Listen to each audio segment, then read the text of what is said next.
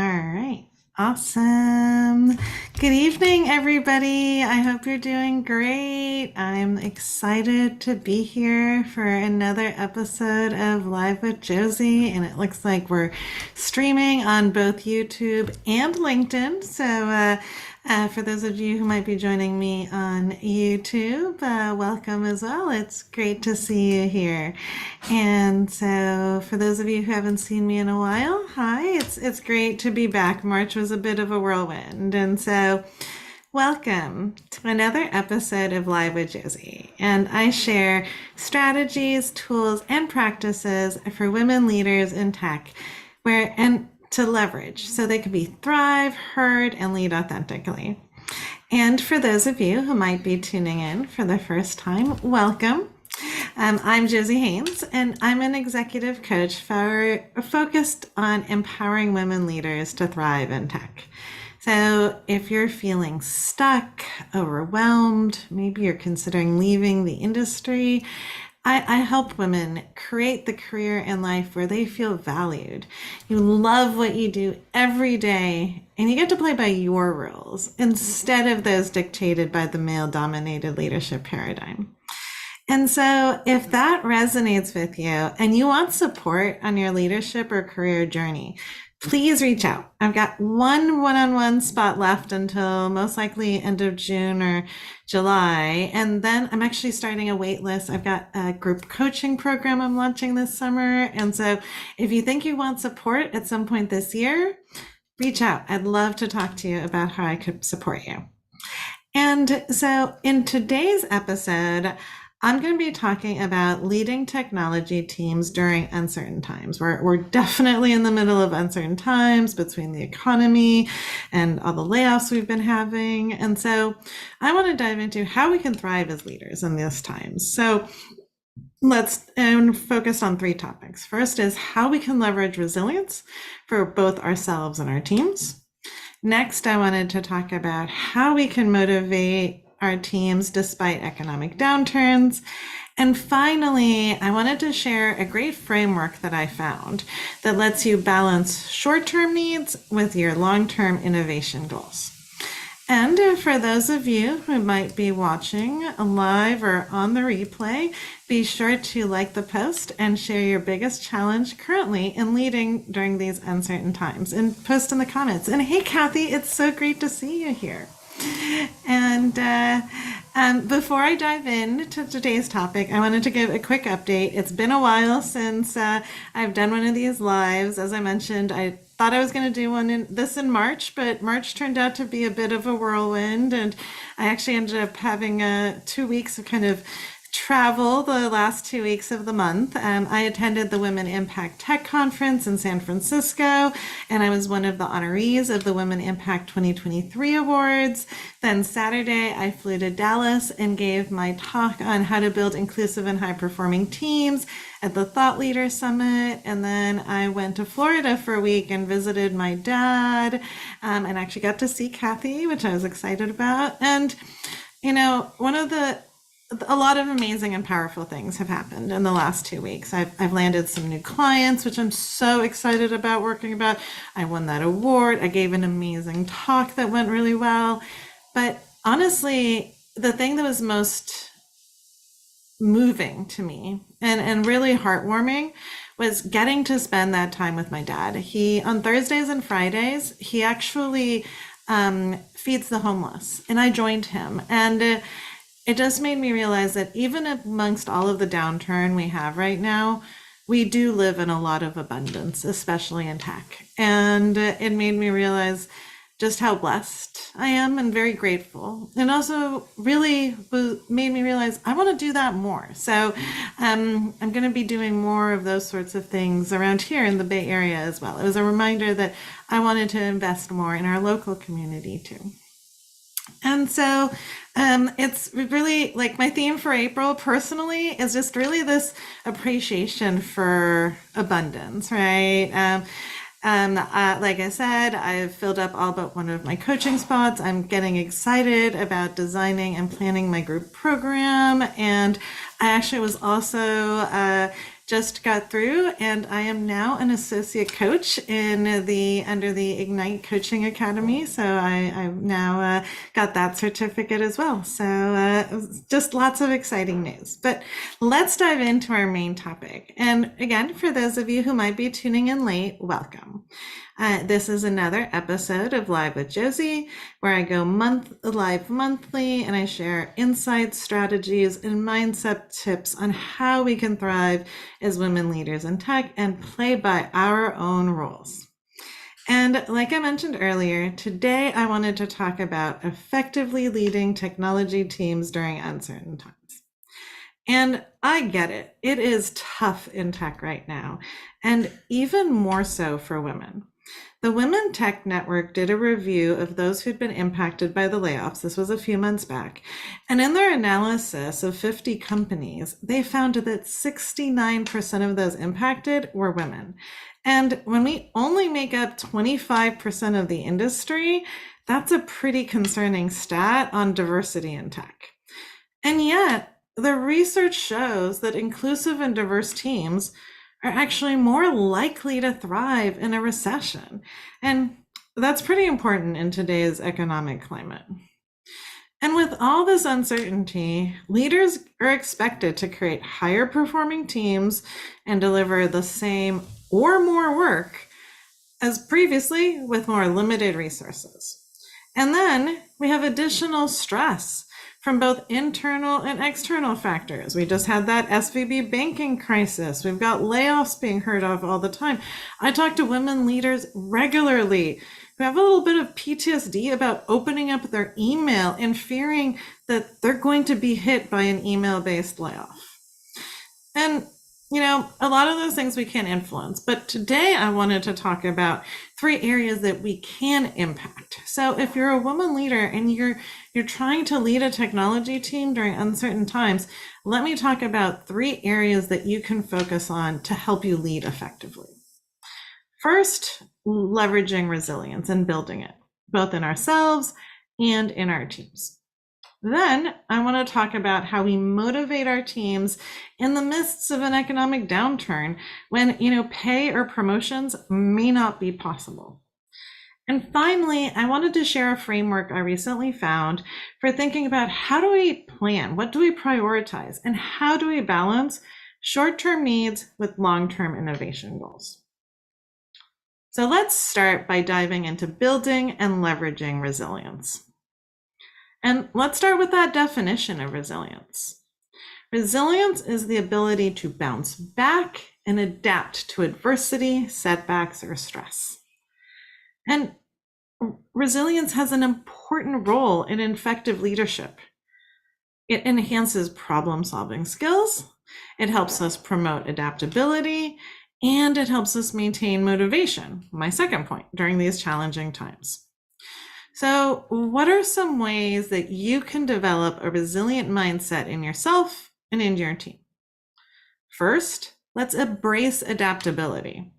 And this is about embracing flexibility and navigating challenges.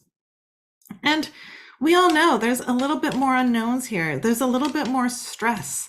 And especially for those of you who are listening in who are engineering or leaders, you love to be optimistic and planning.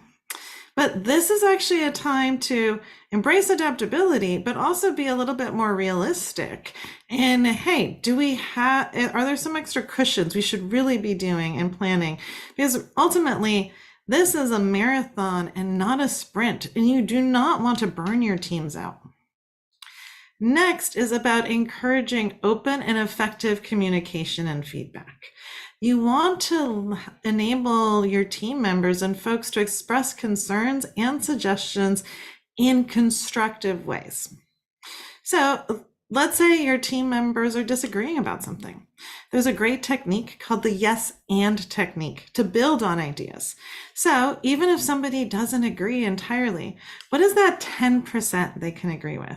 And so then how can they say, I think this, and here's how I think what else we could do, right? That is encouraging healthy conflict and discussions where instead of it being A versus B, it's A plus B makes C. And that is the power of having diverse teams ultimately. Next is learning from your setbacks. So in times like this, there are potentially going to be setbacks. But what if we take everything from the perspective that it's a gift or opportunity and really lean into a growth mindset, having a culture of experimentation and focusing on the fact that imperfect action in so many cases is better than no action at all. And often we focus so much on that end goal. But what if instead we're celebrating our progress and wins along the way? So it's okay if there's some setbacks because we've been celebrating along the way and they don't impact us as much. And so those are some of the ways of how we can build resilience. Next, let's talk about how you can motivate your team despite those economic downturns. And hey, motivation's extremely important right now because morale may be low. As I mentioned, resources are sometimes limited. And one of my favorite books on motivation is Daniel Pink's Drive. And he talks about there being 3 key elements of motivation: autonomy, mastery, and purpose. And I love referring to this book in times like these because none of them actually touch on increasing somebody's salary or giving them a promotion. And in fact, it actually mentions that once they're above a certain, pay threshold, more money is actually not a motivation. So let's dive into those 3 areas. First is autonomy. That is the ability to be self-directed and really get to decide how and when you work. Next is mastery. That's the ability to develop a deep expertise in a certain area. And finally, purpose. This is feeling that you're aligned with a greater meaning or value. So let's dive into 6 ways that we can really focus on this. The first is purpose-driven leadership. It's important to not just understand your company's missions and values, but also getting clear on your team's mission and goals and how they align with that greater company mission. And by having this clarity, you can then empower your team to say no to the busyness that just accumulates with time and really focus on what is it that their primary goal is and letting them say no to other things. And when you align somebody with the team goals and the mission, your employees can actually find meaning and purpose in their own work as well. Next is a focus on well-being and self-care. And I truly believe that now is the time to be doubling down on these efforts because during times of uncertainty, we're in more mental stress. And it's even more crucial to focus on this. So, and the best way to do this is let your team members decide what it means for them and empower them to take control of their mental and physical health, right? And so that might mean different things for different people. Next is leading with understanding and empathy. And hey, there's some good news here. Empathy is a learned behavior. It's an essential business skill. And empathetic leadership is actually an area where women leaders usually shine. And it is so critical during these economic downturns. And it's important to acknowledge the impact of what's going on in the world around us on our teams. And it is crucial to not be burnt out so that we can hold space for our team members and have them feel safe sharing their concerns. Along those lines, so they can feel safe, you want to foster psychological safety and trust. This enables folks to have autonomy without fear of negative consequences. And, part of this is making it crucial to have a team understand how they can make effective agreements with each other, because so much conflict and disagreement actually comes from the fact that we haven't made effective agreements. And the reason we don't make effective agreements is we don't feel we have safety and trust. But when we do, this can enhance both autonomy and motivation. Next, encourage cross-functional collaboration and networking. Can your team members develop mastery by learning from others? A great example of this is starting a book club where folks can take turns presenting a chapter and lead a discussion that enables everybody to learn and grow and provide their perspectives.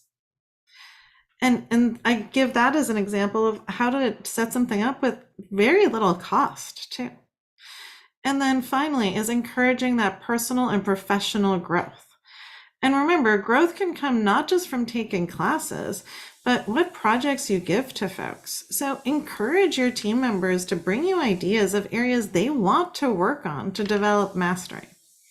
And I touched on this a little bit earlier, but it's important when it comes to motivation to tailor the strategy to the individual, because each person has their own needs. And it's important to create a culture where the unique strengths and perspectives of each and every team member are valued and leveraged. All right, so that was motivation. And now let's go to that third area I wanted to touch on, having a framework for balancing short-term needs with those long-term innovation goals.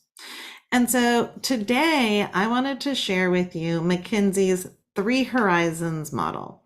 And that's a strategic framework for managing and balancing growth across both short-term and long-term goals. Hey, Vincent, thank you for tuning in. So let's get back to it. As I mentioned, the McKinsey 3 Horizons model is that strategic framework for managing and balancing growth for short-term and long-term. It divides organizational priorities into 3 areas, and it emphasizes the importance of maintaining a balance between short-term, midterm, and long-term goals. So let's start with Horizon 1. Those are core business activities that generate revenue and profit today. So the focus in Horizon 1 is really maintaining and defending those existing revenue streams, figuring out what is the minimum, like what is the MVP, like what do I have to be doing that keeps driving this business, like what are those core things, and how do we optimize those current products or services. And here, this is really about systematizing, continuous optimization and improvements so that you can not just sustain, but maybe improve on your current performance levels. Next is Horizon 2. And there is when we look at emerging opportunities or new initiatives that have the potential to generate significant growth in the medium term. And these tend to be things that are adjacent or related to the core business, but might require new capabilities or maybe a new market.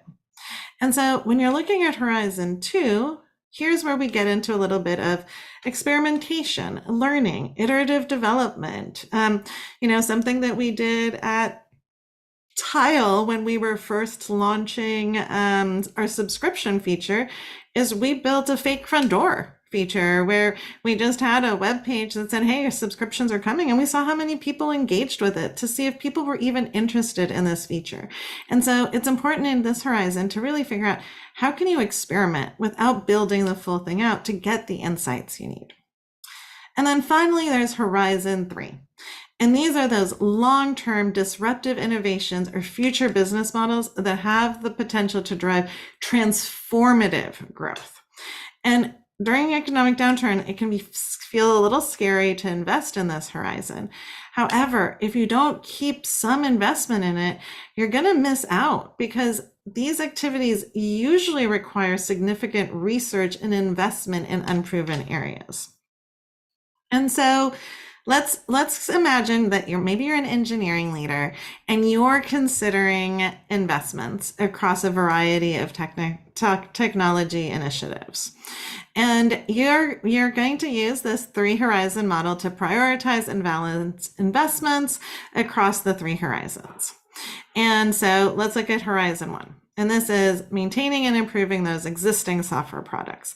So what might you look at here? Are there user experience improvements? Where are your customer support complaints mainly? And can you focus there? What are performance optimizations? What is some regular maintenance to make sure the product stays up and running in today's competitive market?